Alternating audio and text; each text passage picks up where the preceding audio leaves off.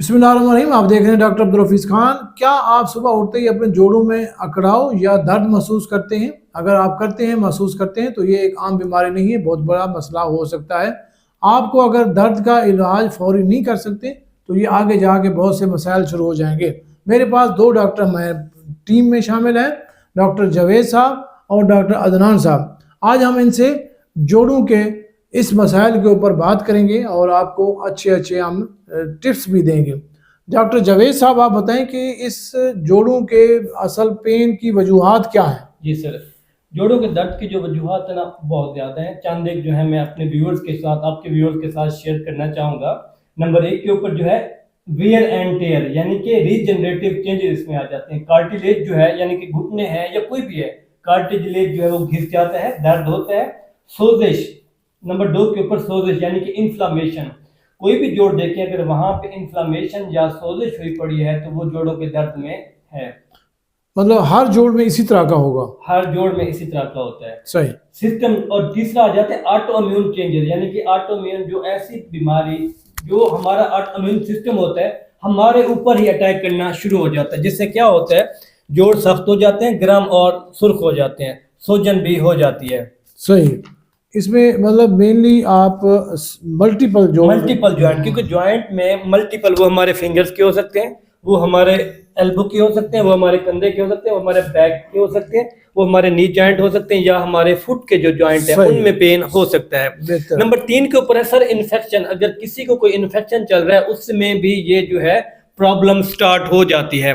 जैसे कि septic arthritis हो गया, उसमें क्या होता है, दर्द होता है, बुखार होता है और सोजिश होती है। बिल्कुल सही। यानी कि उस जोड़ के अगर आप हाथ लगाएंगे वहां पे आपको महसूस होगा कोई चीज जल रही है।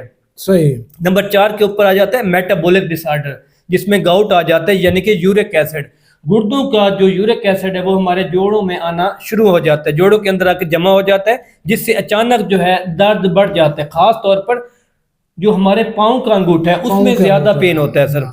और गाउट में हम जो ज्यादा पेन महसूस होगा वो हमारे अंगूठे में होगा, पाँव के अंगूठे में। और उसके बाद आ जाता है चोट। अगर किसी को चोट लगी है, एक्सीडेंट हुआ है, आरटीए हुआ है, तो उसमें लिगामेंट इंजरी यानी कि लिगामेंट का टेयर हो जाता है। टेयर हो सकता है। आजकल इसके ऊपर ना बड़ी एडवांस चीजें भी आई हुई हैं। जी सर, तो हम आगे आपको बताते हैं। सही। तो ये थी सर वजूहात जो मैंने अपने व्यूअर्स के साथ शेयर कर दी हैं। अगर आप लोगों को ऐसी कोई अलामत है तो फौरन आपके व्यूअर्स को चाहिए, करीबी डॉक्टर है उससे कंसल्ट करें, सेल्फ मेडिकेशन ना करें। सर अब इसकी आप अलामत के बारे में काजी अदनान नाजिक साहब हमें बताएंगे कि इनकी अलामत क्या हैं। जी, इनकी अलामत जो है वो डॉक्टर काजी अदनान साहब बताएंगे। कि जैसे जवेद भाई ने बताया कि इसकी जो काजेज हैं वो मुख्तलिफ होती हैं जॉइंट पेन की। सही है। तो अलामत होगी, सबसे पहले तो दर्द होगा, उसके बाद सूजन होगी। अब कुछ बीमारियां जॉइंट्स की सर ऐसी हैं जिनमें दर्द जो है हरकत करने से बेहतर हो जाता है। कुछ बीमारियां ऐसी हैं जिनमें मरीज हरकत करता है तो दर्द ज्यादा वर्स हो जाता है। जैसे सर ऑस्टियोआर्थराइटिस है, क्योंकि उसमें जो दो हड्डियों के दरमियान रबड़ है वो घिस जाता है, तो जब मरीज चलेगा उसको दर्द होगा। डिफरेंशिएटिंग है। जी सर, डिफरेंशिएटिंग है। सही। और जब रिमेटॉइड आर्थराइटिस होगा तो उसमें जब मरीज चलेगा तो उसकी जो हालत है वो थोड़ी सी बेहतर हो जाएगी। सही।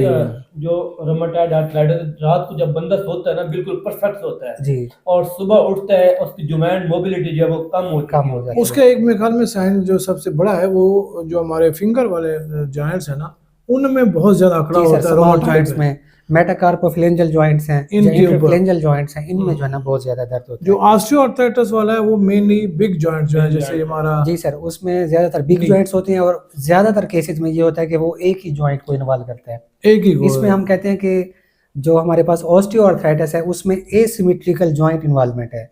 जो रिमेटॉइड आर्थराइटिस है इसमें सिमेट्रिकल जॉइंट इन्वॉल्वमेंट। यानी एसिमेट्रिकल का मतलब हुआ कि वो जो सिमेट्रिकल है वो एक साइड का होगा। जी सर, उसमें यह है कि जो सिमेट्रिकल होगा उसमें मल्टीपल जॉइंट्स इन्वॉल्व होंगे, यानी कि अगर एक हाथ इन्वॉल्व है तो दूसरा भी इन्वॉल्व होगा। सही। लेकिन जो ऑस्टियोआर्थराइटिस है उसमें अगर हम घुटने की मिसाल लेते हैं तो लाजमी नहीं है कि दोनों घुटनों में, उसमें एक घुटने में भी दर्द हो सकता है। आमतौर पे देखा भी यही गया है, इनको आमतौर पे जो सीढ़ियां चढ़ने में तकलीफ होती है, जिनको घुटनों का दर्द होता है वो एक का होता है, दोनों का नहीं होता। बाजू का दो भी हो सकती है लेकिन मेनली जो है वो एक ही होता है। और इसमें सर साथ में सूजन भी होती है। फिर कुछ बीमारियों में जो जोड़ है वो गर्म होता है, कुछ बीमारियों में गर्म नहीं होता, कुछ बीमारियों में सुर्ख भी हो सकता है और अगर वो एक्यूट कंडीशन में है तो जी उसका सर, होगा, acute गर्म भी हो सकता होगा। है और सख्ती होती है, खासतौर पर जब सुबह मरीज उठता है। अकड़ाव। ऑस्टियोआर्थराइटिस में थोड़ी सी कम होती है, लेकिन रिमेटॉइड आर्थराइटिस में बहुत ज्यादा अच्छा, भाई स्टिफनेस होती है। ऑस्टियोआर्थराइटिस जब बंदा सो रहा होता है ना, उसको बहुत ज्यादा पेन होता है, आई थिंक ऐसा है। ऑस्टियो में नहीं, ऑस्टियो में जो है ना रात को दर्द नहीं होगा, रात को नहीं जो होगा। रिमेटॉइड आर्थराइटिस है उसमें रात को दर्द होगा। नहीं, रोमाटाइड में सुबह के टाइम होता है जब बंदा उठता है। सुबह के टाइम रूमेटाइड में दोनों वही में तो होता कह रहे है हैं ना, सुबह में भी होता है, सुबह रात के को। टाइम जो रात में कम होता है, मूवमेंट के साथ जो है ना उसके ठीक हो जी जाते हैं। मूवमेंट के साथ जो इम्प्रूवमेंट है वो होती है रिमेटॉइड आर्थराइटिस। रोमाटाइड आर्थराइटिस। मूवमेंट के साथ जो काम खराब होता है वो होता है ऑस्टियोआर्थराइटिस। ऑस्टियोआर्थराइटिस। बाकी जो स्टिफनेस है उसका ये है, वो सुबह ज्यादातर उठकर रूमेटाइड। अगर जो मरीज है उसको सुबह जो अकड़ाव है वो 30 मिनट से कम रहता है तो वो ऑस्टियोआर्थराइटिस है। अगर 1 घंटे 1.5 घंटे तक रहता है तो वो रिमेटॉइड आर्थराइटिस है। अच्छा, ये भी है, बस ये बड़ा डिफरेंशिएटिंग पॉइंट है। रिसेंटली मैं कल पढ़ रहा था किसी का कॉलम, तो इसका कोई एक उन्होंने उसके ऊपर रिसर्च चल रही है। इंशाल्लाह नेक्स्ट टाइम उसके ऊपर हम वीडियो बनाएंगे। इंशाल्लाह उसमें वो नेक्स्ट वीडियो बना लेते हैं। तो इसके बाद अब ये तो आपके सामने हो गए अब सर इनके टेस्ट की बात सिम्टम करनी है। साइंस। जी सर। जी और इसमें सर फिर हम टेस्ट देखते हैं कि जब मरीज़ हमारे पास आता है तो जैसे जवेद भाई ने वजूहात बताई हैं, तो अब हम उन वजूहात के हिसाब से मरीज़ के टेस्ट करवाते हैं। सबसे पहले तो बेसिक जो एक्सरे है सर वो किया जाता है जॉइंट्स का। चाहिए उसको उसके स्पेस बाद- देखने के लिए। जी सर। स्पेस अब है जैसे या नहीं? ऑस्टियोआर्थराइटिस है उसमें जो जॉइंट स्पेस है वो कम हो जाती कम है, हो जाती है। डीजेनरेटिव चेंजेस होंगी, ऑस्टियोफाइट्स नजर आएंगे। और उसके बाद सर सीबीसी जो खून के टेस्ट हैं उसमें सीबीसी है, सीआरपी करवा लिया जाता है। उसके बाद आरएफ रिमेटॉइड फैक्टर होता है सर, वो रिमेटॉइड आर्थराइटिस के बिल्कुल लिए बिल्कुल। वो हो जाती हैं। उसके बाद यूरिक एसिड करवा लेते हैं, विटामिन डी के लेवल्स करवा लेते हैं, इसी एमआरआई तरह भी कुछ उनका एक पेशेंट्स में। होता है कि जिसके स्पेस ज्यादा हो जाए या जो ऑस्टियोआर्थराइटिस में फ्लूइड भी हो जाता है जी जॉइंट्स सर, में। जी सर, वो तो ये है उसको कि जॉइंट एस्पायरेशन हम aspirate भी करते करते हैं। सेप्टिक आर्थराइटिस में होगा। नहीं, जरूरी नहीं है सेप्टिक में, फ्लूइड सेप्टिक में भी हो सकता है और दूसरे भी में भी चीजें होता ऑस्टियो में भी है, हो सकता रिएक्शन है। होता है तो उससे फिर हम उसको निकाल जी के सर। उसको टेस्ट करते मेरे हैं। पास एक अम्मा आती थी, गाउट में भी होता है। जी सर, गाउट में। रोमाटाइड आर्थराइटिस के साथ तकरीबन उनका ट्रीटमेंट चलता था, वो ठीक रहते थे। अगर उनका ट्रीटमेंट हम नहीं देते थे तो वो दोबारा उसी कंडीशन में बिल्कुल, उसमें स्पेशली किसी और सिटी से सफर हाँ करके जी, आते और डिफॉर्मिटी भी हो जाती है। डिफॉर्मिटी हो जाती है। हाँ, वो Deformity भी बड़ा हो जाती है। खतरनाक काम हो जाता है। तो और इसके बाद सर ये है कि अब जब ये टेस्ट हम करवा लेते हैं हमें अंदाज़ा हो जाता है कि मरीज़ की जो क्लासिफिकेशन है वो कौन सी है, क्योंकि अक्सर मरीज़ों में सर ऐसा होता है वो अताइयों से इलाज करवा रहे होते हैं और डिजीज़ उनको होती है ऑस्टियोआर्थराइटिस, इलाज उनका हो रहा होता है रिमेटॉइड आर्थराइटिस का। वो दोनों अपोजिट आ जी जाते सर, हैं। अपोजिट। तो तो ये है कि सर आप भी अपने क्लिनिक में prognosis- देख रहे होंगे कि पेशेंट इस तरह के आ रहे होते हैं। prognosis जो है वो तो इसलिए जो है जो डिजीज़ पहले उसकी डायग्नोसिस होनी चाहिए फिर उसका इलाज होना चाहिए। बिल्कुल सही बाकी है। इलाज में फिर जो है जवेद भाई थोड़ा सा हमें गाइड करेंगे कि जो जॉइंट्स पेन है उनमें इलाज की क्या अप्रोच होती है।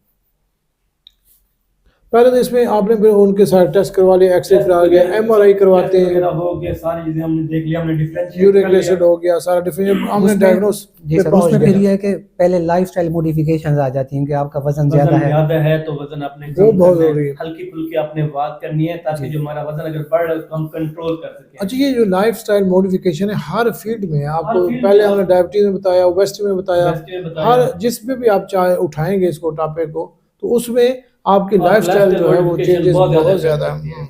उसके बाद अद्वियात हैं सर, पेन किलर हम दे सकते हैं या कोई एंटी इंफ्लेमेटरी ड्रग जो है वो दे सकते हैं। बिल्कुल। उसके बाद अपने फिजिकल एक्टिविटी यानी कि फिजियोथेरेपी हो गई, इससे पट्टे जो है वो मजबूत होते हैं।